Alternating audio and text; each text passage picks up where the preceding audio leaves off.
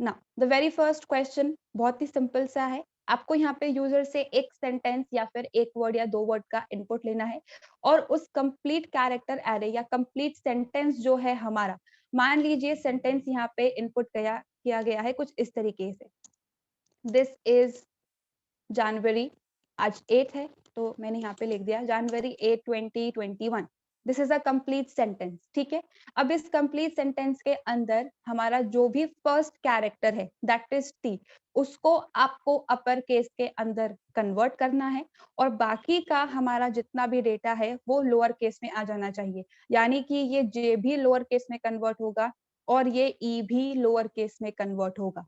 That is the very first question. तो मैं update कर दूंगी, अगर पहले के कुछ क्वेश्चंस मिसिंग है तो मैं उसको चेक करके अभी अपडेट कर दूंगी कि सारे असाइनमेंट्स है या नहीं। ये हमारा स्ट्रिंग का नेक्स्ट असाइनमेंट है। आई होप सबसे पहला क्वेश्चन सबको क्लियर है। पूरे सेंटेंस में से सिर्फ फर्स्ट कैरेक्टर होना चाहिए जो आपका अपर केस में होना चाहिए, बाकी सारे स्मॉल। सेकेंड क्वेश्चन, आपको यहाँ पे सिंपली रिवर्स वाला पार्ट इंप्लीमेंट करना है। You have to reverse a string. अब यहाँ पे इस रिवर्स ऑपरेशन को आपको दो तरीके से परफॉर्म करना है। दो अलग प्रोग्राम इंप्लीमेंट करने की जरूरत नहीं है। आप दोनों लॉजिक को सेम प्रोग्राम के अंदर लिख सकते हो और अलग अलग लिखना है तो अलग अलग भी लिख सकते हो। सबसे पहले आपको क्या करना है, बिना किसी दूसरे एरे को काम में लिए, मतलब जैसे अगर मान लीजिए कि मैंने str1 नाम का एक एरे बनाया है, तो यहाँ पे रिवर्स आपको करवाना है with the help of another array. अब अनदर एरे पे कैसे रिवर्स करवा के कैसे स्टोर करवाते हो वही एक्चुअल लॉजिक है। तो पहला आपको रिवर्स करना है with the help of using other array और सेकंड के अंदर आपको बिना किसी दूसरे एरे को यूज किए एक्चुअल स्ट्रिंग को रिवर्स करना है। Now the third question is, आपको यहाँ पे एक सिंपली सेंटेंस का इनपुट लेना है और उसके अंदर कितने कैरेक्टर्स हैं आपको ये प्रिंट करवाने हैं, total number of characters. Next question, again you have to take a input of a sentence और उस सेंटेंस के अंदर कितने अल्फाबेट्स हैं, कितने डिजिट्स हैं और कितने स्पेशल कैरेक्टर्स हैं, आपको उनका काउंट प्रिंट निकालना है। तो यूजर चाहे टैब इनपुट करे, चाहे स्पेस इनपुट करे, चाहे @ हो, चाहे हैशटैग हो, इन सारे सिंबल्स को स्पेशल कैरेक्टर्स की कैटेगरी में ही आपको कंसिडर करना है। अल्फाबेट्स के अंदर सिर्फ कैपिटल और स्मॉल A to Z आएगा and digit are from 0 to 9। तो सबका काउंट आपको डिस्प्ले करवाना है। Last question, again you have to take the input of a sentence और उस सेंटेंस के अंदर हर एक कैरेक्टर कितनी बार अकर हो रहा है वो आपको पता लगाना है। फॉर एग्जाम्पल लेट्स से कि ये स्ट्रिंग मुझे इनपुट की गई है, ठीक है। तो अब यहाँ पे अगर मैं स्पेसिफिकली टी की बात करती हूँ तो कैपिटल टी जो है हमारा वो तो सिर्फ एक बारी ही आ रहा है। अगर मैं यहाँ पे एच की बात करती हूँ तो H1 और 2 टाइम आ रहा है। अगर मैं आई की बात करती हूँ तो आई 1 2 और 3 टाइम्स आ रहा है। तो हर एक कैरेक्टर हमारे सेंटेंस के अंदर कितनी बार अकर हो रहा है उसका काउंट यानी कि उसकी फ्रीक्वेंसी आपको डिस्प्ले करवानी है। That is the assignment for string जो आपको असाइनमेंट रजिस्टर में करना भी है। बाकी स्ट्रिंग से रिलेटेड और कई तरीके के क्वेश्चंस गिवन है क्वेश्चन बैंक के अंदर, आप उनको भी इम्प्लीमेंट करके देख सकते हैं, आपकी प्रैक्टिस अच्छी हो जाएगी उससे। अब किसी भी क्वेश्चन के अंदर किसी को कुछ कंफ्यूजन है?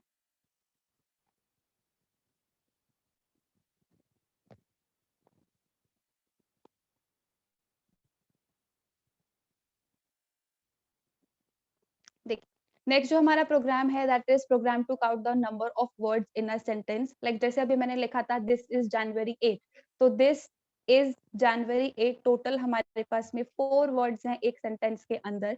तो यहाँ पे हमें वो 4 एज अ काउंट डिस्प्ले करवाना है। ये है हमारा एक्चुअल टारगेट।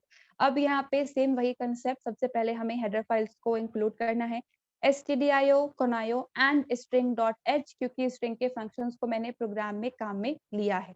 अब यहाँ पे क्योंकि हमारे पास में सेंटेंस आ रहा है तो इसलिए मैंने कैरेक्टर एरे जो क्रिएट किया है str नाम का, उसका साइज मैंने यहाँ पे 50 सेट कर दिया है। 49 कैरेक्टर्स इट विल स्टोर और एक हमारा रिजर्व रहेगा नल कैरेक्टर के लिए। उसके बाद यहाँ पे मैंने लूपिंग इम्प्लीमेंट करने के लिए आई वेरिएबल क्रिएट किया है और एक काउंट को कैलकुलेट करने के लिए काउंट वेरिएबल क्रिएट किया है। जिसे मैंने यहाँ पे 1 से इनिशियलाइज़ कर दिया है। देखिए यहाँ पे जो हमारे पास में एक्चुअल लॉजिक होता है वर्ड को काउंट करने का वो क्या होता है, हम स्टार्ट से लेके एंड तक का सारा लूप चलाते हैं, यानी कि इस P से लेके इस E तक का हमारा लूप चलने वाला है। अब जैसे-जैसे हमें यहाँ पे स्पेस मिलती जाती है, मतलब हमने एक वर्ड ट्रैवल कर लिया, तो ये एक वर्ड हो गया। फिर यहाँ पे हमें स्पेस मिली तो काउंट सेकंड हो गया, यहाँ पे स्पेस मिली तो ये काउंट 3 हो गया, यहाँ पे स्पेस मिला तो ये काउंट 4, यहाँ पे स्पेस मिला तो ये काउंट 5, सिमिलरली ये 6, ये 7, ये 8 और ये 9। लेकिन 9 यहाँ पे हमारे पास में आंसर नहीं आएगा, क्यों नहीं आएगा? क्योंकि इसके बाद कोई स्पेस है ही नहीं, ठीक है? और यहाँ पे स्लैश 0 से आप इसको चेक नहीं कर सकते, क्योंकि स्लैश 0 के केस में कुछ भी कैरेक्टर यहाँ पे होता ही नहीं है। तो यहाँ पे हमें लूप तो वही चलाना है लेस देन स्लैश 0 तक का ही। बस हम यहाँ पे क्या करते हैं, काउंट को 1 से इनिशियलाइज़ कर देते हैं। व्हिच मीन्स कि एक वर्ड को तो ये काम में लेगा ही लेगा। अब कभी भी आप प्रोग्राम को रन करते हैं, चाहे आप एक कैरेक्टर ही टाइप करें, आप कुछ ना कुछ तो टाइप करोगे ही ना, वरना यहाँ पे हम एंटर प्रेस करते रहेंगे, प्रोग्राम हमारा कंटिन्यूअसली चलता रहेगा। तो कुछ इस तरीके से वो काम होगा। तो यहाँ पर हमें क्या करना है, काउंट को 1 से इनिशियलाइज़ कर देना है, क्योंकि अगर 1 से इनिशियलाइज़ नहीं होगा, तो लास्ट वाला वर्ड कंसिडर नहीं होगा, क्योंकि एंड में यहाँ पे किसी भी तरीके की कोई स्पेस प्रेज़ेंट नहीं होती है। Now, moving to the next part, printf simply एक मैसेज दिया है मैंने, enter a sentence and gets of str, तो यूजर जो भी डेटा इनपुट करेगा with the help of gets str के अंदर जाके वो स्टोर हो जाएगा। अब यहाँ पे कल मैंने आपको लूप के कंसेप्ट में एक और नई चीज बताई थी कि जरूरी नहीं है हमें यहाँ पे स्लैश 0 तक का ही काम करना है, हम यहाँ पे लेंथ की हेल्प से भी वर्किंग इम्प्लीमेंट करवा सकते हैं। So for I is equals to 0, I is less than str len of str and I plus plus। मतलब यहाँ पे लेट्स से कि यूजर ने हमें कुछ इस तरीके का डेटा इनपुट किया है कि लेंथ हमारी 25 आ रही है, तो 0 से लेके 24 तक का हमारा लूप चलेगा एंड 1 बाय 1 इंक्रीमेंट। तो कितने भी कैरेक्टर्स हो सकते हैं, 49 कैरेक्टर्स हम स्टोर करवा सकते हैं। अब यहाँ पर मुझे चेक किस अकॉर्डिंग करना है, जैसे-जैसे मुझे स्पेस मिल रही है, अब यहाँ पे वर्ड्स को सेपरेट करने के लिए हमारे पास में सिर्फ space he as a character available नहीं है। जितनी भी व्हाइट स्पेसेस होती हैं, हम उन सबको एज़ अ सेपरेटर के तौर पे कंसिडर करते हैं। मतलब यहाँ पे टैब भी कंसिडर होगा, स्लैश एन भी कंसिडर होगा और स्पेस भी कंसिडर होगा। तो अब यहाँ पे कितने कैरेक्टर्स हैं, हमें उससे कोई मतलब नहीं है। कितने भी अल्फाबेट्स हो सकते हैं, डिजिट्स हो सकते हैं। जो हमारा मेन कंसर्न है, वो है व्हाइट स्पेसेस। तो अगर किसी भी इंडेक्स पर हमें स्पेस मिलता है या स्लैश एन मिलता है या स्लैश टी मिलता है, मतलब टैब मिलती है, तो उस केस पे मैंने यहाँ में काउंट के अंदर इंक्रीमेंट करवा दिया है। So if str of I equals to space, अब यहाँ पे सिंगल कोट्स के अंदर एक स्पेस मैंने प्रोवाइड किया है। If str of I equals to slash n which stands for enter, str of I equals to slash t which stands for tab. अब यहाँ पे तीनों में से कुछ भी हो सकता है, तीनों एग्जिस्ट नहीं करेंगे, क्योंकि एट अ टाइम एक इंडेक्स पर एक ही वैल्यू हो सकती है। अब तीनों में से कुछ भी कंडीशन ट्रू हो तो काम करवाना है, तो यहाँ पे लॉजिकल और ऑपरेटर को मैंने काम में लिया है। अगर लॉजिकल एंड को आप काम में लोगे तो सिचुएशन ही अलग हो जाएगी। स्पेस भी होना चाहिए, स्लैश एन भी होना चाहिए और स्लैश टी भी होना चाहिए, और ऐसा नहीं हो सकता है, क्योंकि एट अ टाइम एक इंडेक्स पर एक ही वैल्यू प्रेजेंट हो सकती है।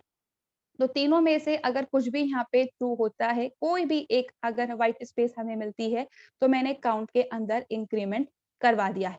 नाउ लेट्स अज्यूम कि जो सेंटेंस हमें इनपुट किया गया है वो यही है जो हमारा क्वेश्चन है। तो अब यहाँ पे होगा क्या, स्टार्ट से लेके एंड तक का जितनी इसकी टोटल लेंथ है वहां तक का हमारा लूप चलने वाला है। 1 बाय 1 हम एक-एक कैरेक्टर को ट्रैवर्स करने वाले हैं। तो यहाँ पे सबसे पहले I की वैल्यू 0 है और 0 पे P है। P ना स्पेस के इक्वल है, ना स्लैश एन के इक्वल है, ना स्लैश टी के इक्वल है, तो कंडीशन ट्रू होगी ही नहीं, तो काउंट का इंक्रीमेंट होगा ही नहीं। अब सेम प्रोसेस चलता रहेगा कब तक, जब तक हम m तक नहीं पहुंच जाते, क्योंकि इनमें से कोई भी कैरेक्टर इन तीनों के इक्वल नहीं है। अब जैसे ही हम इस इंडेक्स पे पहुंचेंगे, जो भी इसका करंट इंडेक्स है दैट इज 7th इंडेक्स है ये हमारा। एसटीआर के 7th इंडेक्स पे जो भी हमें कैरेक्टर मिला है वो स्लैश एन या स्लैश टी के इक्वल तो नहीं है, लेकिन वो स्पेस के डेफिनिटली इक्वल है। तो और का सिचुएशन होता है कि कोई भी एक कंडीशन ट्रू हो या सारी कंडीशन ट्रू हो, आंसर हमारा 1 आता है यानी कि 2 आता है। तो इफ की कंडीशन ट्रू होने पर जो काउंट है उसके अंदर इंक्रीमेंट हो जाएगा एंड इट विल बिकम 2 क्योंकि हमने उसे 1 से इनिशियलाइज़ कर रखा है, तो इंक्रीमेंट होके अब ये 2 बन जाएगा। फिर से इंक्रीमेंट होगा, अब यहाँ पे इस टी को कंसिडर किया जाएगा, फिर इस ओ को कंसिडर किया जाएगा, तो ये दोनों तो इनके इक्वल है ही नहीं। उसके बाद ओ पे जो ओ के बाद जो हमारा कैरेक्टर है, इट इज़ अ स्पेस, तो फिर से यहाँ पे ये स्पेस के इक्वल हो गया, फिर से कंडीशन ट्रू हो गई, फिर से काउंट के अंदर इंक्रीमेंट होगा, इट विल बिकम 3। अब सेम प्रोसेस यहाँ पे चलेगा, सेम प्रोसेस यहाँ पे, देन यहाँ पे, देन यहाँ पे, देन यहाँ पे और उसके बाद यहाँ पे। अब ये सारे कैरेक्टर्स चेक तो होंगे लेकिन इनके बाद का कैरेक्टर चेक नहीं होगा क्योंकि लेंथ -1 तक का ही हमारा लूप चला है और /0 को हम यहाँ पे चेक नहीं कर रहे हैं। तो जितने हमारे पास में टोटल वर्ड्स हैं, उनका काउंट यहाँ पे हमारे पास में इस वेरिएबल के अंदर आके स्टोर हो जाएगा। अब यहाँ पे मैंने सिंपली एक प्रिंटफ मैसेज दिया है, बहुत ही सिंपल सा। Total number of words in %s is %d str, count. अब यहाँ पे जो भी स्ट्रिंग यूजर ने इनपुट करी है, मुझे उसे डबल कोट्स के अंदर डिस्प्ले करवाना है। लेकिन किसी भी तरीके का मैसेज अगर हम लिखते हैं, सिर्फ सी की बात नहीं कर रही हूँ मैं, चाहे आप सी की बात करें, C++ की बात करें, आप जावास्क्रिप्ट, PHP, जावा किसी भी तरीके के लैंग्वेज की अगर हम बात करें, कभी भी अगर हम डबल कोट्स के अंदर कुछ डेटा लिखते हैं, तो डबल कोट्स के अंदर डबल कोट्स को काम में नहीं लिया जा सकता, ठीक है? सिंगल कोट्स के अंदर सिंगल कोट्स हम काम में नहीं ले सकते। तो हमें यहाँ पे क्या करना है, प्रिंटफ में हमारा मैसेज भी डबल कोट्स के अंदर है और स्ट्रिंग भी मुझे कोट्स के अंदर प्रिंट करवानी है। तो जिस तरीके से /n होता है एंटर के लिए, /t होता है टैब के लिए, उसी तरीके से बैकस्लैश और डबल कोट होता है डबल कोट्स को प्रिंट करवाने के लिए। तो टोटल नंबर ऑफ वर्ड्स इन एक डबल कोट हमारे पास में प्रिंट हो जाएगा। जो भी स्ट्रिंग हमने इनपुट की है वो स्ट्रिंग इधर आके सब्स्टिट्यूट हो जाएगी और फिर से बैकस्लैश डबल कोट है यानी कि फिर से डबल कोट प्रिंट हो जाएगा। देन इज और जो भी हमारा टोटल काउंट होगा वो इधर आके प्रिंट हो जाएगा। तो कुछ इस तरीके से आप यहाँ पे डबल कोट्स को प्रिंट करवा सकते हो विद इन प्रिंटफ। अगर आप यहाँ पे खाली डबल कोट्स लिख दोगे तो गड़बड़ हो जाएगी क्योंकि फॉर्मेट स्पेसिफायर को कोट्स के अंदर लिखना पड़ता है। अब यहाँ पे कोट्स को स्टार्ट किया है और इधर आपने उसको क्लोज कर दिया है, कंपाइलर कुछ इस तरीके से समझने लगेगा। तो ऐसा नहीं करवाना है। ये तो हमारा एक तरीके का एस्केप सीक्वेंस है to print a specific character. तो कुछ इस तरीके से हम यहाँ पे इसकी प्रिंटिंग करवा सकते हैं। अब एक बारी इस प्रोग्राम का हम लोग एग्जीक्यूशन देख लेते हैं, then we'll move to the next program if time is left. Okay.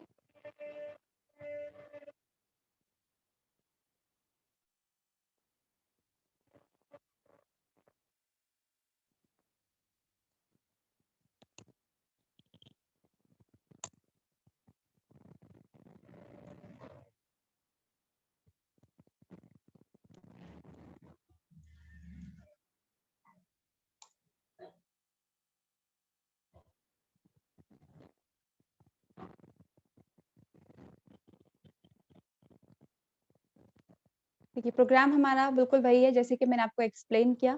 एक बारी हम इसको कंपाइल कर लेते हैं एंड एग्जीक्यूट।